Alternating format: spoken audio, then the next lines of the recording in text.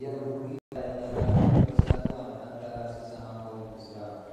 Terjadinya pertengkaran disebabkan oleh Allah Subhanahu wa taala.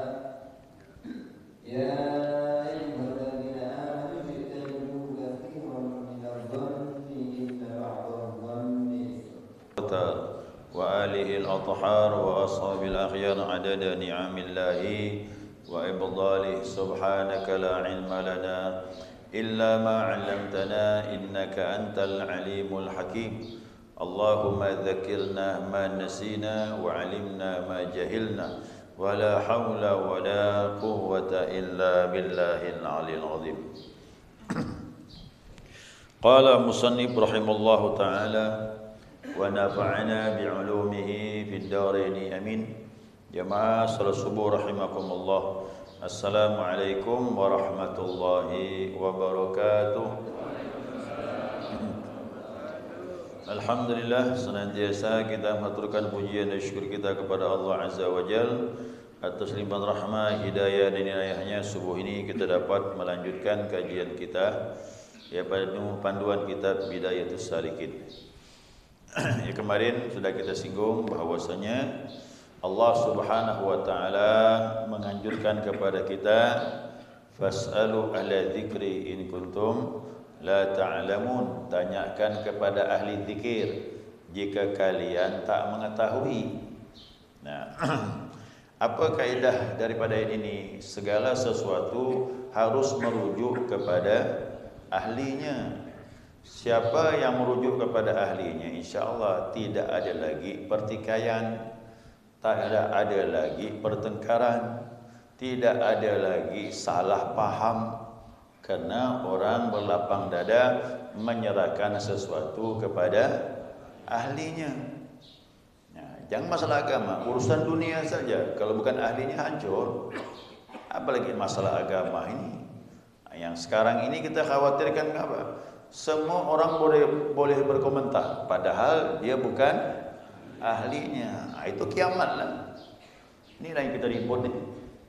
Semua boleh ngomong, semua boleh komentar, padahal kapasitas dia jauh untuk berkomentar masalah itu.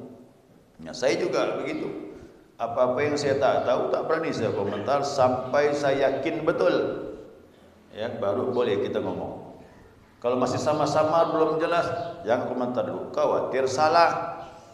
Kalau udah salah, tak habis begitu saja, ada pertanggungjawabannya di hadapan Allah Subhanahu wa taala.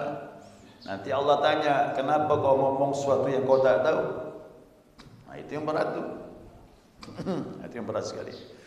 Nah, jadi mengejek, ya, mengkritik orang, mencaci dan sebagainya, itu disebabkan boleh jadi dikarenakan kita tidak mengetahui.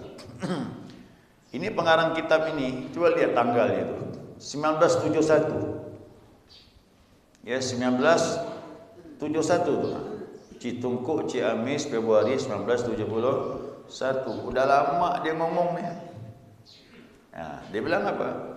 Pertikaian terjadi, kebencian terjadi karena kita tidak bertanya kepada ahlinya. Kalau semua ulama paham, enak. Saya ingat dulu Allahyarham Habib Saleh Al-Haddad. Ya, Habib Saleh Al-Haddad, dia ada juga majlis taklim. Ya. Kemudian ada jamaah pengajian itu yang tinggal di seberang tu ada surau. Nah, surau tu ada barang antik. Barang antik, tak tahu lah siapa yang letak mana. Jadi bilang diwakafkan ke surau. Jadi barang antik letakkan itu dikasih papan, disusunlah buku-buku. Dulu udah lama tu. Nah, dulu barang-barang seperti itu dianggap biasalah. Nah, lambat laun ternyata sekarang dilihat ada ahlinya. Oh, ini bagus barang ni, ada harga ni. Ingat tak dulu zaman-zaman orang cari besi kuning, meja batu, palak pening, kerja tak tentu. Itu zaman-zamannya tu, besi kuning, meja batu.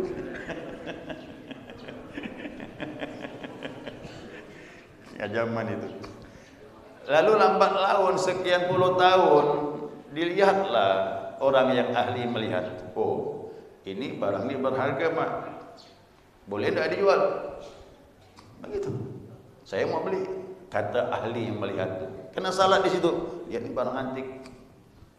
Orang dulu mewakafkannya, kasihlah ke surau, kasih alas untuk nyimpan buku waktu itu, kitab-kitab Al-Quran dan sebagainya.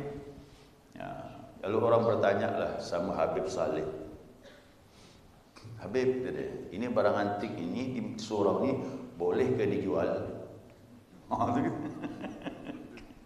Nah, coba lihat tuh. Habib Saleh bilang, tanya sama Ustadz Abdul Ghani Mahmud Al-Yamani katanya. Bayangkan tuh, lapang dadanya ulama dulu. Karena dia tahu betul kalau kita ngomong salah, tanggung jawabnya berat di hadapan Allah. Itu masalah fikih. Apa lagi masalah tasawuf ni? Apa lagi masalah zikir? Nah, akhirnya orang bertanya sama Ustaz Abdul Ghani di rumahnya Gang Rambutan. Ustaz Abdul Ghani bilang boleh. Dia bilang, buka kitabnya, kitab Tuhfah dibukanya, Ibnu Hajar punya. Nah, barang-barang yang berharga di rumah ibadah boleh dijual kalau tidak bermanfaat untuk masjid atau surau, dan uang itu dipakai untuk kemaslahatan masjid itu sendiri. Nah, alhamdulillah lah, dijual lah, dapat untuk merehab surau. Nah, lihat tuh, orang dulu tuh ulamanya, hati-hati dia. Kalau dia masih sama-sama belum jelas, tanyakan si anu, tanya ke si. Dia tahu ada yang ahlinya jawab. Sama ini juga begitu masalah zikir ini. Kalau kita bertanya bukan kepada ahlinya, fitnah jadinya. Nah, orang menyalahkan tanpa pengetahuan. Nah, jadi untuk masalah zikir ni, tolonglah tanyakan kepada ahli zikir. Jika kau tak tahu, siapa bilang? Allah yang bilang. Apa kita tak bercermin dengan ayat ini? Allah bilang, fas'alu ala dzikri, tanyakan kepada ahli zikir. In kuntum la ta'lamun, jika kau tak tahu. Kalau tidak, lihat nih. Apabila sampai terjadi demikian, orang boleh komentar, yang bukan ahlinya bisa ngomong, sudah pasti kita akan mengalami kerugian.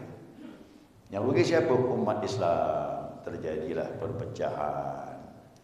Tak ada lagi persatuannya. Masing-masing menganggap paling benar. Masjid pun dah dikapling-kapling dah. Dikapling tu.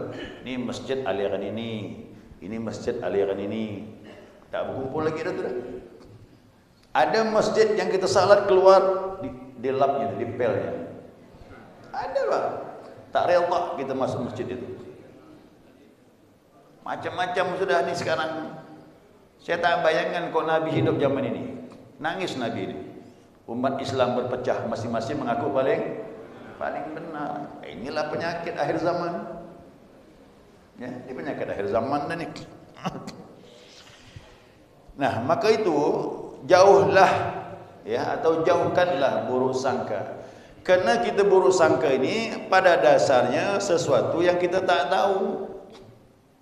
Ya, ini Allah yang bilang tu, ayat tu. Surah Al-Hujurat ayat 12. Ini sering nih disampaikan. Bahkan di rumah-rumah itu ada kaligrafi itu, ayat ini. Semua.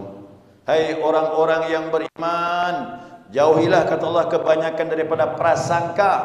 Sesungguhnya prasangka itu adalah sebagian daripada dosa. Jadi menyangka-nyangka sesuatu yang belum jelas, kita ngomong, aduh, besar akibatnya itu dah. Nah, sekarang masalah zikir, tanyakan kepada ahlinya. Ada berzikir ni? La ilaha illallah. La. Di belakang itu tak sama, Pak. Ada yang menikmati, ada yang tak menikmati, kosong. Ada yang menggerutuk di belakang. Apa zikir keras-keras tu? Memang Allah tuli. Kenapa dia ngomong itu? Karena tak tahu. Itulah penyakit tu. Coba tanya kepada ahlinya. Ada di menghantam ni. Oh, ada ayat tak boleh zikir keras. Fadhkur rabbaka fi nafsika. Sebut Tuhanmu dalam dirimu. Tengok tu. Tak boleh keras. Dia tak tahu ada ayat yang lain nyuruh zikir keras. Mana ayatnya? Surah Al-Baqarah ayat 200. Fa idza qadaytumus salah, fa idza qadaytumul manasikakum fadhkurullah kadzikrikum aba'akum aw ashadda dzikra. Apa kata Allah bilang? Apabila kalian telah menyelesaikan haji, ibadah haji. Ingat, ibadah haji itu bukan puncak, masih banyak ibadah yang lain. Walau kau sudah haji, selesai ibadah haji, fadzukurullah, maka zikirlah kepada Allah, kadzikrikum aba'akum, sebagaimana zikir bapak-bapakmu dahulu. Orang kafir Quraisy suka bercerita, ngomongkan tentang jabatan, kemuliaan suku, masalah anak, masalah harta, bangga dengan keturunan. Itu kalau ngomong lantang sekali. Allah bilang ganti, sebut Allah, jangan sebut nasab, jangan sebut keturunan, jangan sebut harta lagi, kata Allah. Suruh sebut Allah. Au asyadda dzikra, bahkan lebih kuat lagi zikirnya. Siapa yang bilang? Bertentangan gini. Nah, berarti Allah suruh beri variasi. Boleh zikir dalam dirimu, boleh zikir bersuara. Oh, hadisnya mana Pak Ustaz? Hadis ada Bukhari. Hadis Bukhari lagi. Imam Muslim pun ada. Inna raf'as sauti bi dzikri hina yasrifun nasnal maktuba kana ala ahdi Rasulillah sallallahu alaihi wasallam. Abdullah bin Abbas menyatakan, sesungguhnya mengangkat suara waktu berzikir setelah salat fardu itu terjadi di masa Nabi Muhammad sallallahu alaihi wasallam. Mau dibuang di mana dalil ni? Bukhari lagi. Imam Muslim lain lagi. Aku tidak mengetahui di masa Nabi selesai salat kecuali aku mendengar takbir. Bersuara dah tu. Bersuara lah mendengar. Dulu tak pakai pengeras suara ni bang. Ini pakai pengeras suara ini kedengaran sampai belakang. Orang di jalan pun dengar. Dulu tak pakai pengeras suara. Abdullah bin Abbas, aku mengetahui selesai salat. Dulu tak pakai pengeras suara. Ketika sahabat bersama Nabi mengucapkan takbir, Allahu Akbar, Allahu Akbar, Allahu Akbar, ada di masa Nabi. Berarti zikir keras, zikir pelan ada manfaatnya, bergantung kondisi orang yang berzikir. Ayo, ni ya, yuk kita dengar dulu ahlinya ngomong nih, biar kita paham. Saya kutip kitab dari Sirul Asrar, kitab yang lain. Ini ahli yang ngomong nih, ahli zikir yang bilang. Dia bilang apa? Wa huwa ayakunu dzakir ala wudu'i tam. Orang yang berzikir itu syarat yang pertama wudu sempurna dulu. Kau dapat wudu ikut Nabi Muhammad sallallahu alaihi wasallam. Ya, dari mulai niat yang membasuhnya sempurna sudah. Ini aturannya. Zikir harus pakai wudu. Yang kedua, ayat dzikra bi sautin syadid. Ya, zikir yang kedua dengan pukulan yang mantap. Pukulannya mantap. Mana pukulannya? Illallah, pukul hati itu. Karena hati inilah yang berpenyakit. Yang ketiga, bisautin qawi, dengan suara yang kuat. Pukul ke dalam. La ilaha illallah, dipukul ke dalam. Ini yang ngomongnya ahlinya. Apa yang didapat? Yang begini ini, hatta yahsula anwaru dzikri fil bawatini dzakir, sehingga akan dapat cahaya zikir pada batin orang yang berzikir kepada Allah Subhanahu wa taala. Jadi tujuannya dipukul tuh hati ini biar hidup, muncul cahaya nur dari Allah Subhanahu wa taala, sehingga apa yang didapatkan? Nah, yasiru qulubuhum ahya, sehingga hatinya menjadi hidup. Yang berpenyakit sembuh, yang mati hidup. Itu tujuan zikir dipukul. Ini ahli yang ngomong. Makanya orang yang berlutut di belakang, apa zikir keras tu? Memang Allah tuli. Yang tuli bukan Allah, kita yang tuli. Allah tu zikir dalam hati pun dengar, tapi kita ni tak merasakan kehadiran Allah, makanya dipukul. Lalu zikir yang kedua kita pakai juga wa dzkur rabbaka fi nafsika, sebut Tuhanmu dalam dirimu. Zikir yang kedua. Tutup mulut, gigi rapatkan, lidah lipat ke atas, mata pejam, memandang kalbu, sebut dalam hati. Kita pakai juga, kita ketemukan zikir khafi dengan zikir jahar, biar hati kita cepat hidup di sisi Allah Subhanahu wa taala. Selesai sudah. Kalau ahli ngomong, tapi kalau bukan ahli ngomong macam-macam komentar. Ya.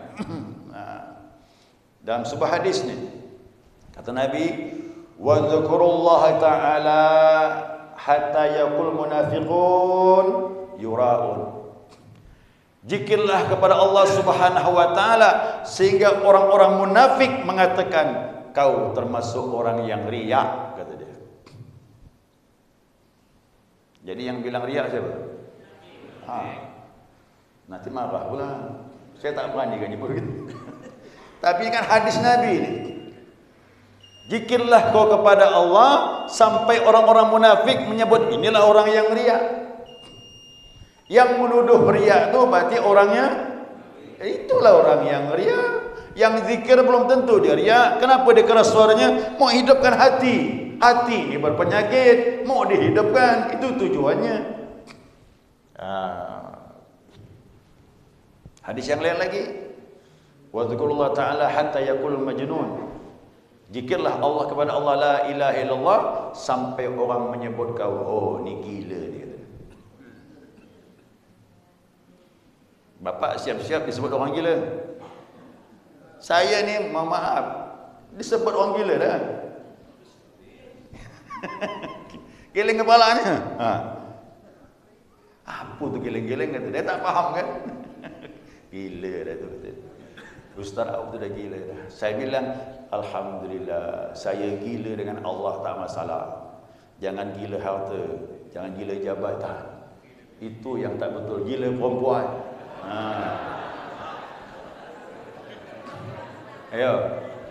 Itu kalimat ini saya pinjam, saya ambil dari mursyid tariqat Naqsyabandiyah Mazhariyah Habib Muhsin Al-Hindwan.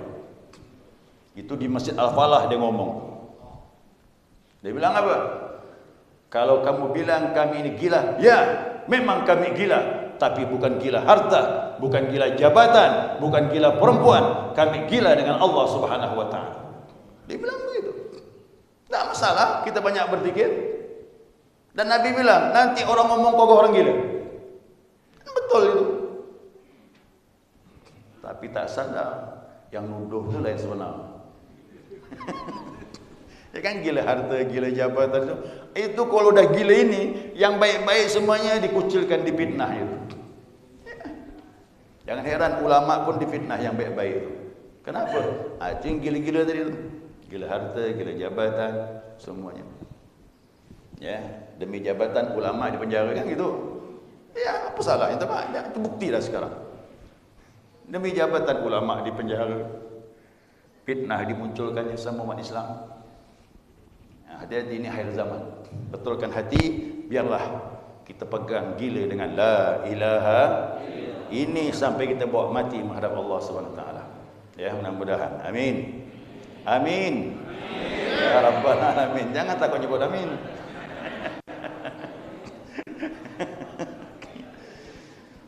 Lalu kesimpulannya kata ulama bilang, ya dia bilang apa?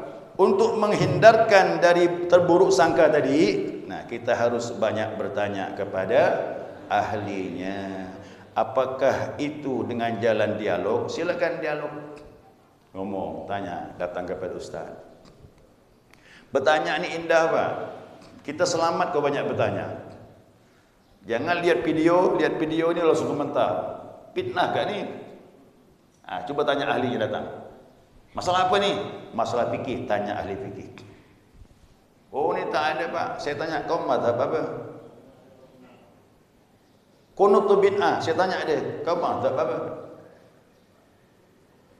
Saya tak pakai mazhab. Udah jangan ngomong. Masing-masing lah dah. Begitu je. Kau tak pakai mazhab memang begitu. Suka-suka dia lah. Nah, kalau saya konsekuen. Saya ada ulama yang saya ikuti dan dia ahli. Dari kecil 7 tahun hafal Quran, 12 tahun kitab Al-Muwatta Imam Malik dia hafal. Bahkan hampir seluruh hadis sedikit yang dia tak hafal, hampir keseluruhannya. Dan dia fatwa dia diikuti ulama-ulama yang lain. Ulama saja mengikutinya, apalagi kita ini. Itu namanya kita konsekuen. Jadi jelas segala sesuatu merujuk pada masalah zikir. Kenapa keras, kenapa pelan? Ada hikmahnya. Baca Al-Quran juga begitu. Kenapa keras, kenapa pelan? Ada hikmahnya. Kemarin sampaikan dulu, Umar dengan Abu Bakar kan beda. Umar baca Al-Quran keras, orang dengar di masjid. Abu Bakar lirih pelan, samping kanan kiri tak dengar.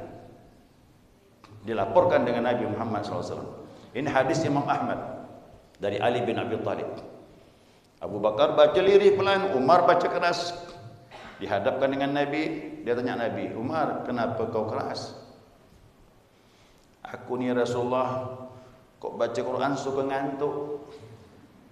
Umar tu ngaku baca Quran ngantuk. Maka aku keraskan, hilang ngantuk. Gitu kan zikir kalau pelan tidur.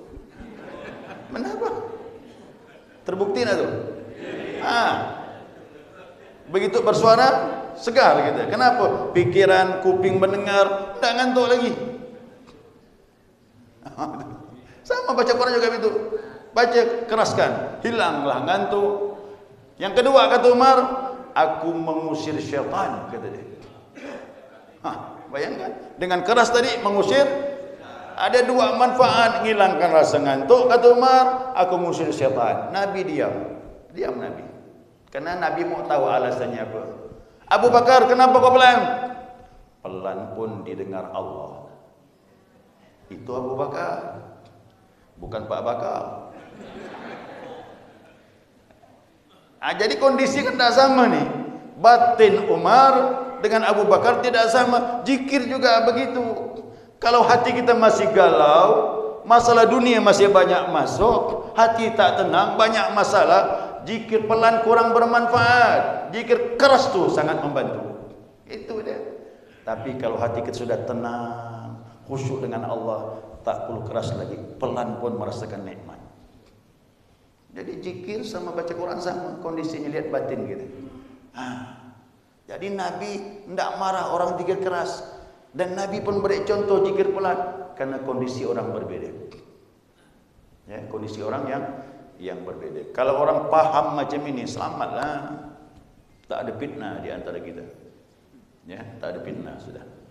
Karena masing-masing merujuk kepada ahlinya yang berbicara. Nah, mudah-mudahan saya sampaikan ini jamaah biar paham betul. Kalau nanti kalau ada orang nyalahkan,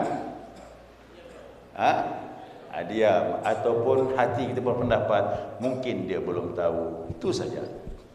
Kalau dia tahu, tak mungkin dia nyalahkan. Itu selesai masalahnya. Nah, ini masalah batin nih Pak. Nak hidupkan hati ini, tanya kepada ahli macam mana metode caranya, macam-macam tu. Ya, saya kira cukup. Sudah dapat dipahami. Nanti kita lanjutkan masuk bab yang kelima nanti. Ya, pembagian ibadah. Saya kira cukup. Ada pertanyaan silakan. Ya. Kita mengetahui segala sesuatu bukan kepada ahli ya Ustaz. Ya. Baik itu tentang agama maupun tentang dunia. Kami tentunya bertanya kepada Pak Ustaz, kebanyakan juga para ulama yang paham terhadap agama, tapi juga dia membalikan itu fakta keadaan kembali kepada dunia. Itu fakta seperti ini. Tentunya kata Pak Ustaz tadi kembali pada hati. Tentu hati ini banyak yang perlu kita perdalamkan Ustaz. Dari kalbi sampai kalau nanti kepada jazab itu Ustaz. Seperti apa yang perlu kita cermati atau kita pelajari supaya kita ini yang belajar dengan Pak Ustaz ini kembali kepada yang sebenar-benarnya untuk zikir itu Ustaz. Ada dua zikir tadi, zikir keras dengan zikir hati. Zikir hati ini nanti sampailah kepada yang terakhir untuk menemukan nur Allah dan nur cahaya kepada Allah. Ini apa yang menyebabkan hal-hal yang selalu terjadi di masyarakat untuk yang mungkin di pagi hari ini mohon pencerahan dan untuk kita bersama yang Waalaikumsalam warahmatullahi wabarakatuh. Diragukan dah. Dari kecil sampailah dewasa, bahkan bergelar doktor dalam bidang agama, bahkan lebih daripada itu. Saya sampaikan jamaah sekalian bahwasanya kehidupan ini alladzi khalaqal mauta wal hayat liyabluwakum. Ini hidup mati kita ini ujian Allah. Mana ujiannya? Dunia ini ujian. Dunia ini tempat ladang. Siapa yang mampu mengendalikan dunia dan tak terpengaruh dengan dunia, selamatlah dia. Ya. Tidak hanya siapa orang awam, ulama pun bisa terkena penyakit dunia ini. Ya, ulama pun bisa kena penyakit. Saya pun juga begitu. Mudah-mudahan Allah jaga saya. Saya minta gitu. Takut juga kita nih. Ya, situasi makin naik, godaan pun semakin besar. Kita serba salah nih, mau yang mana? Mau jadi rumput diinjak, mau jadi pohon yang tinggi siap diterpa angin. Nah, mau yang mana? Mau diinjak? Itu konsekuensi yang harus kita hadapi. Dan kita pun tidak mau menjadi tenar karena godaannya besar. Tapi kalau Allah punya mau, berlindung sama Allah, bisa saja itu dilalui. Dan kalau Allah tidak memberi kita populer pun tidak masalah, kita siap untuk itu. Karena boleh jadi timbul fitnah dan kita tidak mampu. Yang penting kuncinya bersandarlah kepada Allah. Kalau ada Allah bersama kita, mudah-mudahan kita dijaga, kita dibimbing. Ilmu tarekat ini, ilmu zikir ini menyambungkan kita dengan Allah supaya kita tak lepas kendali. Makanya Allah bilang tanyakan kepada ahli zikir.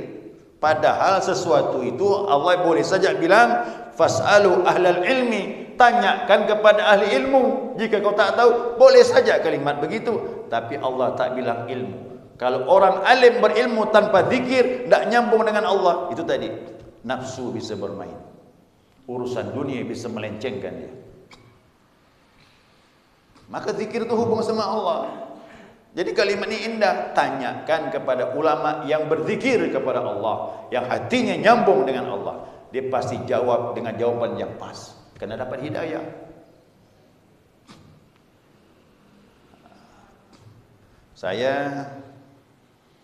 Waktu saya ke Mekah waktu itu, pas dibawa jamaah itu kan, ngobrol-ngobrol lah sama beliau nih. Ialah ulama kita yang dipenjara sekarang ni lah. Ya kan, waktu itu waktu si umrah mampir bertemu dengan beliau. Saya ni termasuk pengamal. Ya, kita tahlilan, qunut subuh, zikir berjamaah. Ya itulah amal-amalan Nahdlatul Ulama. Tapi saya ni risih juga. Pimpinan ormas ini nyeleneh, macam-macam statement yang buat kita risih kan. Apalagi tentang agama kita ini. Gimana Beb, saya bilang. Udah, umat sudah tahu, kata dia. Umat sudah tahu, dia bilang. Mana ulama yang berpegang kepada biimanihim, dengan imannya. Mana ulama berpegang dengan biamplobihim. Dia bilang begitu. Sudah tahu dah. Umat sudah tahu, kata dia. Jadi saya dapat gambaran bahwasanya memang tak sembarangan menemukan ulama yang istiqamah. Tak sembarangan, Pak. Ini termasuk langkah memang, tapi masih ada insya-Allah. Ulama-ulama yang goyah, itu tadi. Jadi jangan heran dia belajar dari kecil sampai gelar doktor sekalipun. Tapi kalau dia tidak berzikir kepada Allah, tidak nyambung hati dengan Allah, bisa saja dia melenceng, Pak. Karena godaan besar. Ya, zaman ini godaannya besar. Saya pun kadang-kadang mau mengkritik bini takut juga. Kalau ujian datang, cuma saya minta sama Allah, aku salah itu. Ya Allah, bimbinglah hamba ini, jangan sampai salah jalan. Karena ini zaman fitnah. Ya, ini zaman fitnah. Ujiannya berat. Nah, seperti itu. Makanya ulama-ulama tasawuf inilah yang mereka sejati, ya, menjalin hubungan dengan Allah Subhanahu wa taala agar mereka berjalan di jalan yang lurus sebagaimana Al-Fatihah. Ihdinas siratal mustaqim itu, Pak. Istiqamah. Tak goyah apapun. Itu mustaqim. Ihdinas siratal mustaqim, jalan istiqamah. Tak goyah. Nah, begitu godaan datang, tak goyah. Itu Al-Fatihah itu. Nanti kita baca Al-Fatihah. Ihdinas siratal mustaqim. Begitu godaan datang, kita pun goyah. Allah pun bilang, mana hati kau ni? Kau ngomong ihdinas siratal mustaqim, begitu dia goda, goyah. Kadang-kadang kita membaca ni, maaf, bohong juga. Kan? Gitu. Inna salati wa nusuki wa mahyaya. Berat tu, Pak. Kalimat tu bukan sembarangan tu. Hidupku, matiku, apa lagi? Lillahi rabbil. Berat tu kalimat tu. Kadang-kadang saya malu kat baca tu. Ya Allah, benar ke tak ni?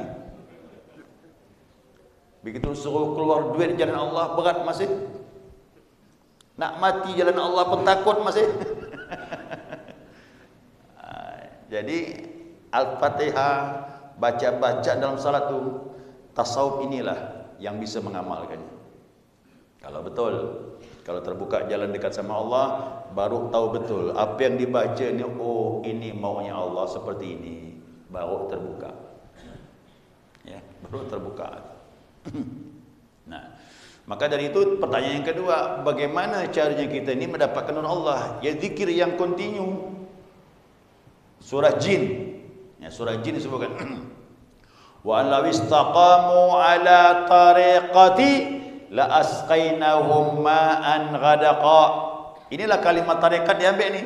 Sekiranya mereka bertarekah dalam satu jalan, jalan Allah ni, istiqamah jalan ni, niscaya kami akan beri mereka air yang menyegarkan.